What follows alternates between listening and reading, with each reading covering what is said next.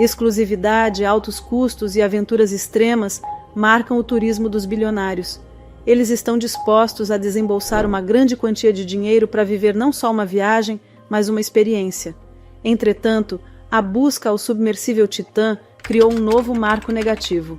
No site da OceanGate Expeditions, a empresa promete o fundo do oceano acessível para a exploração humana como nunca havia sido. Mas em sua mais recente viagem, perdeu o contato com os comandos em terra. Esta seria a terceira expedição da companhia rumo até os destroços do Titanic. A experiência custou cerca de $250 mil por tripulante e deveria durar 8 dias, saindo de St. John's, na costa leste do Canadá. A visita até os destroços do Titanic é apenas uma das muitas experiências criadas na nova tendência do turismo de bilionários. De acordo com o estudo da ILTM e WealthX, apenas 0,3% da população mundial, que concentra patrimônio líquido superior a $1 milhão, é responsável por 33% do total de viagens e por 70% do turismo de luxo no mundo. A estimativa é que os gastos globais com viagens de luxo chegarão a $1,5 trilhão em 2024, o maior de todos os tempos. Grandes empresários estão de olho no setor, garantindo exclusividade para quem quer partir em uma aventura, seja ela em alto mar ou espacial, como na Blue Origin, de Jeff Bezos, SpaceX, de Elon Musk, e Virgin Galactic, do magnata Richard Branson. A implosão do submarino da OceanGate durante uma expedição turística até os destroços do Titanic, no início de junho de 2023, trouxe à tona um antigo debate. O que leva bilionários como os tripulantes do submersível a buscarem aventuras extremas? De competições espaciais entre os homens mais ricos do mundo a explorações das profundezas do Atlântico, a oferta de experiências perigosas tem aumentado nos últimos anos, e há mais do que dinheiro por trás desse sucesso. Para João Felipe Domiciano, doutor em psicologia clínica pela Universidade de São Paulo e diretor da Sociedade Psicanalítica naquele estado, a procura por experiências arriscadas pode representar a busca por um sentido que não se encontra na simples aquisição de bens materiais. Segundo ele, as pessoas que procuram esse tipo de experiência são aquelas que teoricamente já têm tudo. Em uma lógica focada no consumo, eles podem comprar quase qualquer coisa, mas o que realmente dá sentido à vida é a relação com aquilo que ainda não possuem. O desejo é movido por uma falta que está sempre em outro lugar, e a grande questão é como eles irão preencher essa lacuna.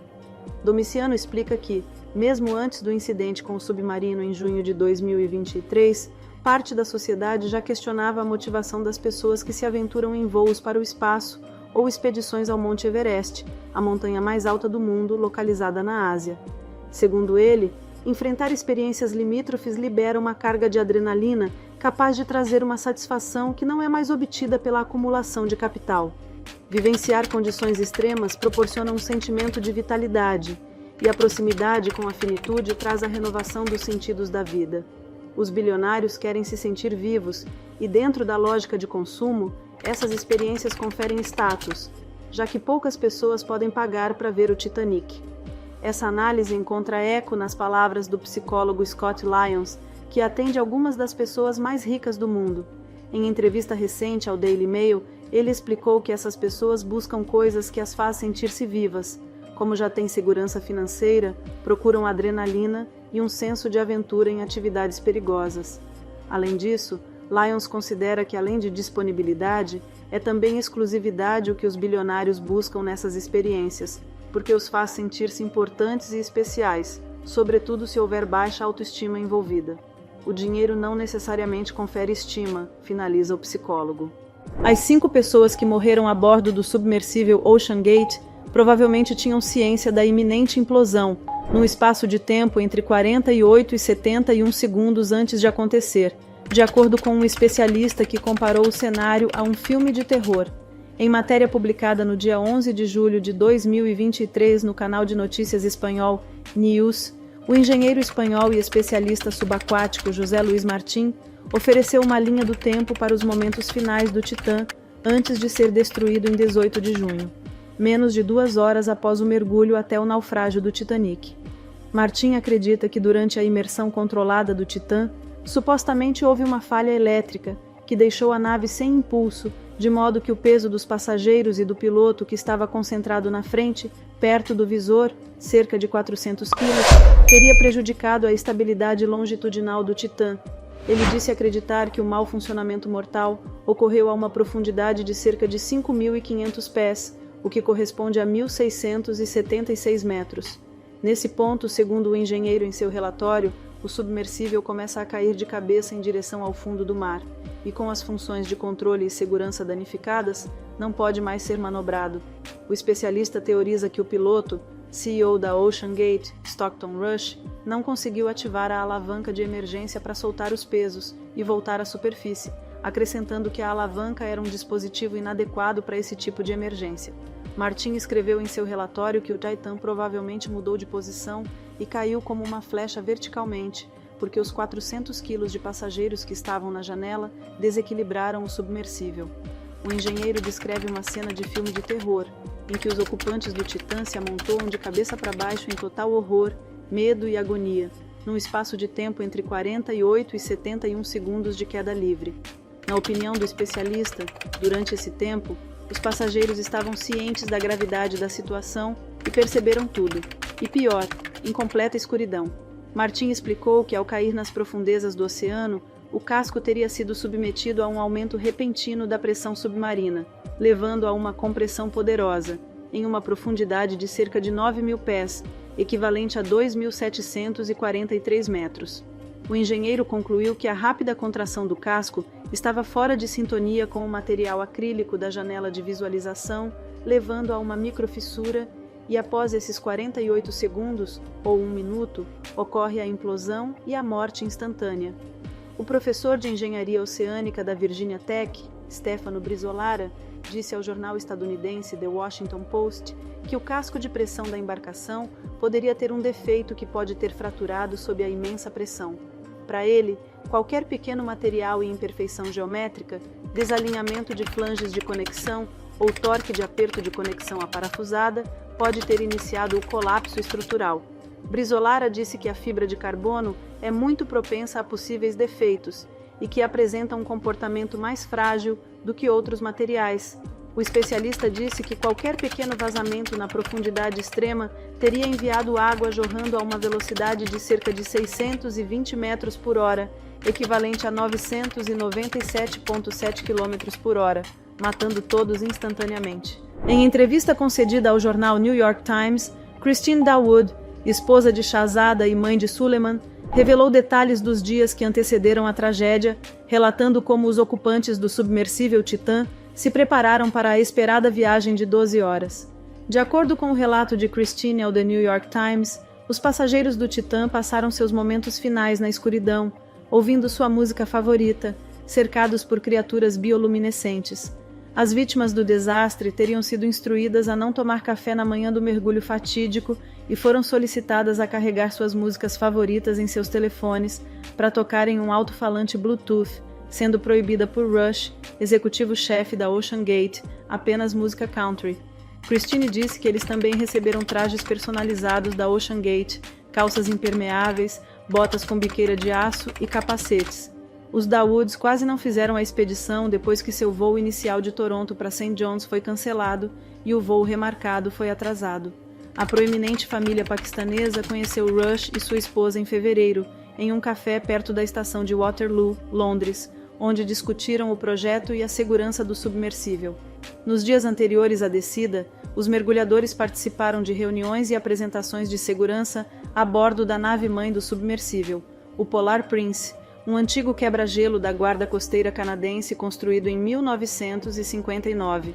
As 5 pessoas mortas foram instruídas a comer uma dieta com baixo teor de resíduos no dia anterior ao mergulho e a não tomar café naquela manhã.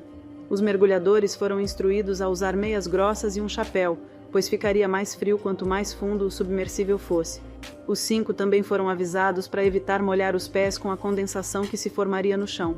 Durante o mergulho, as vítimas só teriam visto criaturas marinhas bioluminescentes através da vigia de 21 polegadas no caminho para os destroços do Titanic, já que os holofotes foram desligados até que o submersível atingisse o fundo do mar, para economizar bateria. O Sr. Rush, o piloto, costumava sentar-se na parte de trás do submersível, longe da vigia. Os outros sentaram-se de costas para as paredes curvas. De acordo com a matéria do New York Times, o submersível normalmente descia a cerca de 25 metros por minuto, para que os passageiros a bordo não sentissem movimento. O jornal americano ainda informou em seu artigo que mais missões do Titã foram abortadas do que realizadas. Os primeiros 4 mergulhos da Ocean Gate deste ano não chegaram até o Titanic. Durante uma missão Titã em 2021, os mergulhadores tiveram que mover seu peso de um lado para outro para desalojar os pesos presos ao submersível, o que resultaria no retorno da embarcação à superfície quando o mergulho fosse abortado. Várias investigações sobre a implosão estão em andamento desde que os destroços foram encontrados a 487 metros do Titanic, 5 dias depois que o navio perdeu contato. Não podíamos deixar de registrar aqui um fato curioso. A esposa do diretor da Ocean Gate e piloto do submersível é descendente de um casal famoso do navio Titanic. Isso mesmo, Wendy Rush, esposa de Stockton Rush, o executivo-chefe da Ocean Gate que pilotava o submersível que desapareceu naquele fatídico domingo de 18 de junho de 2023, na expedição para os destroços do Titanic, é descendente de 2 passageiros da primeira classe que morreram quando o transatlântico afundou, em 1912. A senhora Rush é tataraneta do magnata do varejo Isidor Straus e sua esposa, Ida, 2 das pessoas mais ricas a bordo do Titanic em sua primeira viagem. O Sr. Straus, nascido em 1845, era coproprietário da loja de departamentos Macy's. A Sra. Rush, nascida Wendy Hollings Weil, casou-se com Stockton Rush em 1986, de acordo com um anúncio de casamento do New York Times. Sua página no LinkedIn diz que ela participou de 3 expedições Ocean Gate até os destroços do Titanic nos últimos 2 anos. Ela atua como diretora de comunicações e membro do conselho de longa data da Fundação de Caridade da empresa. Os ancestrais de Rush no Titanic talvez sejam mais conhecidos por sua trágica história de amor. Sobreviventes do desastre lembram de ter visto Isidor Straus recusar um assento em um bote salva-vidas quando mulheres e crianças ainda esperavam para fugir do transatlântico que estava afundando. Ida Straus, sua esposa por 4 décadas, declarou que não deixaria o marido, e os 2 foram vistos de braços dados no convés do Titanic enquanto o navio afundava. Uma versão fictícia da história dos Straus foi imortalizada na cultura pop pelo diretor James Cameron, cujo filme de 1997 sobre o desastre apresenta uma cena comovente de um casal mais velho se abraçando na cama enquanto as águas sobem ao redor de sua cabine. A Sra. Rush é descendente de uma das filhas dos Straus, Minnie, que se casou com o Dr. Richard Weil em 1905. Seu filho, Richard Weil Jr., mais tarde serviu como presidente da Macy's de Nova York, e seu filho, Dr. Richard Weil III, é o pai de Wendy, de acordo com Joan Adler, diretora executiva da Straus Historical Society. O corpo de Isidor Straus foi encontrado no mar cerca de 2 semanas após o naufrágio do Titanic, segundo arquivos do jornal New York Times. Os restos mortais de Ida Straus nunca foram recuperados. Agora deixa aqui nos comentários, qual a sua opinião sobre toda essa história? Nas interferências enigmáticas do oceano, uma dança intrincada entre realidade e imaginação se desenrola na nossa frente. O trágico acidente com o submarino Titã ecoa uma máxima de Friedrich Nietzsche. Quando você olha demoradamente para um abismo, o abismo olha de volta para você. Fomos surpreendidos e ainda estamos imersos nesse acontecimento onde as fronteiras entre a vida e a arte, o destino e a ficção se mesclam de maneira intrigante. A atenção mundial foi capturada pelo acidente com o submersível Titã e despertou comparações inquietantes no Twitter com uma cena imortalizada pelo diretor visionário James Cameron no filme de 1989 O Segredo do Abismo. Os usuários reagiram a essa notícia com uma intrigante conexão entre o trágico acidente do Titã e uma sequência inesquecível da obra-prima cinematográfica de James Cameron, em que um submarino americano afunda no Caribe e uma equipe de busca dos Estados Unidos trabalha com uma tripulação de plataforma de petróleo para recuperar a embarcação. A mente coletiva do Twitter resgatou rapidamente uma cena vívida do filme premiado com o Oscar de melhores efeitos especiais, onde o submarino implode nas profundezas do oceano com o personagem Tenente Hiram Coffey, interpretado por Michael Biehn, que despenca de um precipício no fundo do mar e é esmagado pela pressão em seu submersível. A lição que talvez nós podemos extrair dessa tragédia em confrontação com o que disse Nietzsche é de que, ao olhar para o abismo, o abismo também nos observa.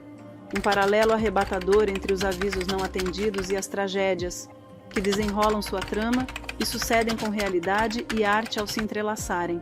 Enquanto o submersível Titã se perde nas águas abissais, somos lembrados de que, quando desafiamos o desconhecido, ele muitas vezes responde com uma intensidade inesperada. Somos convidados a refletir sobre como nossas ações reverberam onde o mistério reina e os limites da compreensão são testados, as histórias se cruzam e as verdades emergem. Uma observação de que, ao enfrentar o abismo, somos confrontados não apenas com nossos medos, mas também com nossas próprias respostas, onde a vida imita a arte e o abismo olha de volta para nós.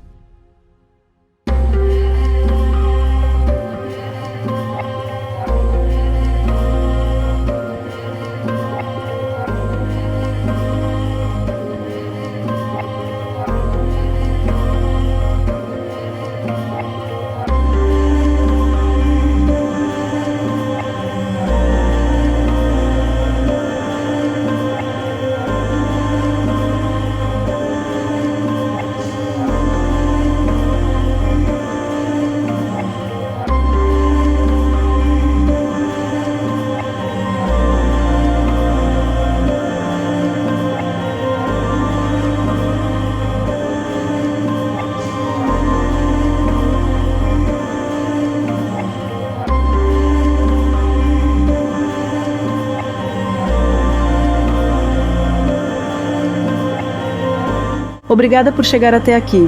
E se você gostou desse vídeo, compartilha com mais pessoas e se inscreva no canal. Deixa aqui nos comentários sugestão para os próximos vídeos e nos siga nas redes sociais. Um abraço e te vejo no próximo vídeo.